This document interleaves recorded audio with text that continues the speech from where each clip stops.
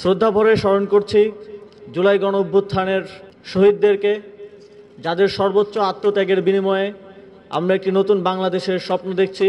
17ই জুলাই যেদিন প্রথম complete shutdown ঘোষণা করা হয়, 18 জুলাই আমি ভিকারুন্নেসা স্কুলের সামনে দিয়ে জায়গা পরিবর্তন করছিলাম, অন্য একটি জায়গায় যাচ্ছিলাম। আপনারা জানেন সে সময় নিরাপত্তা ঝুঁকির কারণে আমরা বিভিন্ন স্থান পরিবর্তন করে করে আন্দোলন চালিয়ে যাচ্ছিলাম। উপস্থিত সকলেই আমার সালাম জানবেন। এসো দেশ বদলাই, পৃথিবী বদলাই এই প্রতিপাদ্যকে সামনে রেখে তারুণ্যের উৎসব 2025-এর একটি অংশ হিসেবে একটি সুন্দর প্রোগ্রাম আয়োজনের জন্য ভিকারুন্নেসা নুন স্কুল অ্যান্ড কলেজের শিক্ষকবৃন্দ, শিক্ষার্থীদেরকে অসংখ্য ধন্যবাদ জানাই।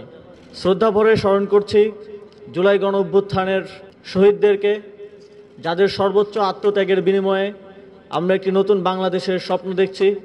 একটি নতুন বাংলাদেশে এই তারুণ্যের উৎসব আয়োজন করতে পারছি।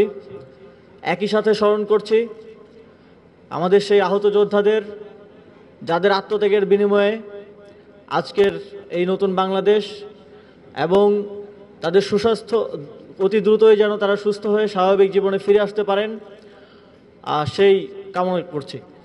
আমার মনে পড়ে 17ই জুলাই যেদিন প্রথম কমপ্লিট শাটডাউন ঘোষণা করা হয়, 18 জুলাই আমি ভিকারুন্নেসা স্কুলের সামনে দিয়ে জায়গা পরিবর্তন করছিলাম, অন্য একটি জায়গায় যাচ্ছিলাম। আপনারা জানেন সে সময় নিরাপত্তা ঝুঁকির কারণে আমরা বিভিন্ন স্থান পরিবর্তন করে করে আন্দোলন চালিয়ে যাচ্ছিলাম।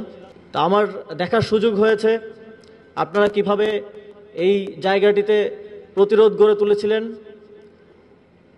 একটা চিত্র আমাকে সাহসী করে তুলেছে, শক্তি জুগিয়েছে।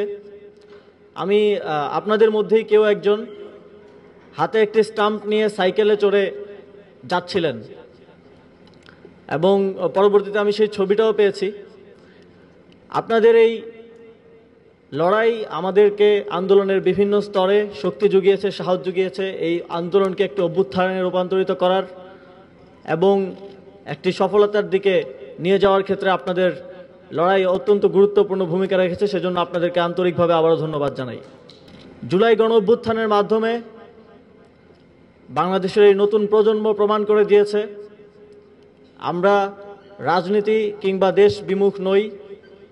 বাংলাদেশের অত্যন্ত একটি ঐতিহাসিক সংকটকালে একটি রক্তক্ষয়ী লড়াইয়ের মাধ্যমে, রক্তক্ষয়ী অভ্যুত্থানের মাধ্যমে আমরা একটি নতুন বাংলাদেশ গড়ার স্বপ্ন দেখতে পারছি।